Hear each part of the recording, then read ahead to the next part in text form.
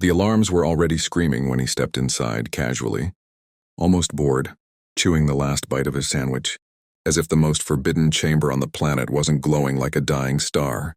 Everyone watching from behind the reinforced glass froze. For 30 years, every person who tried to cross that threshold collapsed within seconds. Soldiers, scientists, priests, even machines failed, melting into pools of smoking metal. But the janitor just walked in, brushing crumbs from his shirt. The chamber reacted instantly.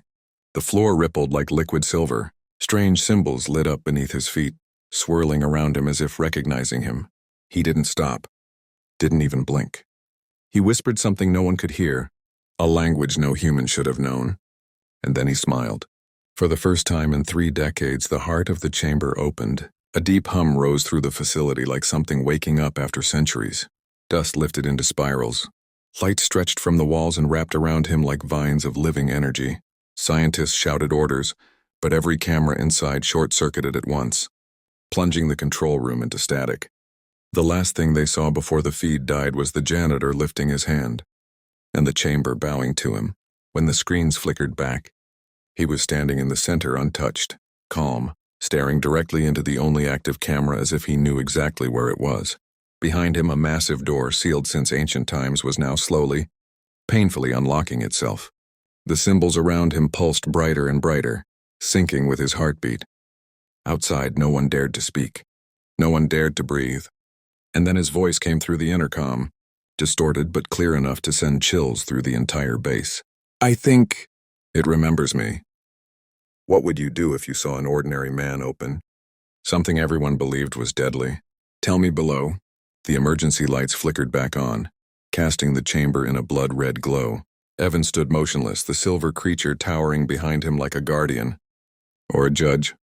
Its presence bent the air, warping the room around it as if reality itself struggled to hold it.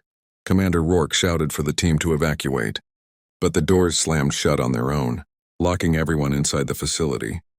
The creature raised its hand, and every machine, computers, cameras, weapons, shut down in perfect silence. Only Evan moved. He stepped forward, his voice strangely calm. "It wasn't supposed to wake up angry." Dr. Mira, trembling, asked the only question anyone dared. "What is it?" Evan turned toward the glass, eyes reflecting the alien glow behind him. "It's not a monster," he said. "It's a warden. This chamber is a prison, and something worse was kept inside." The creature leaned closer, its voice vibrating through the walls. A sound like metal remembering old pain. Evan whispered, "It says the real prisoner escaped years ago." A cold wave swept through the base. Every person felt it, the realization that something far more dangerous than the creature had been living out there, free. "What escaped?" Rourke demanded. Evan looked up slowly, his expression darkening. "Me."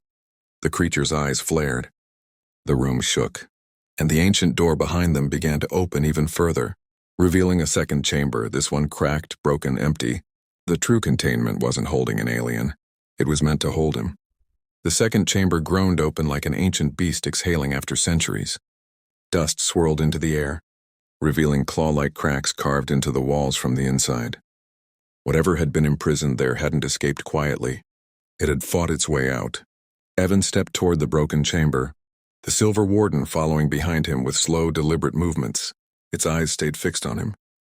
Not with hatred, but with sorrow, as if it remembered a tragedy no human had ever written down. Dr. Mira's voice trembled through the intercom.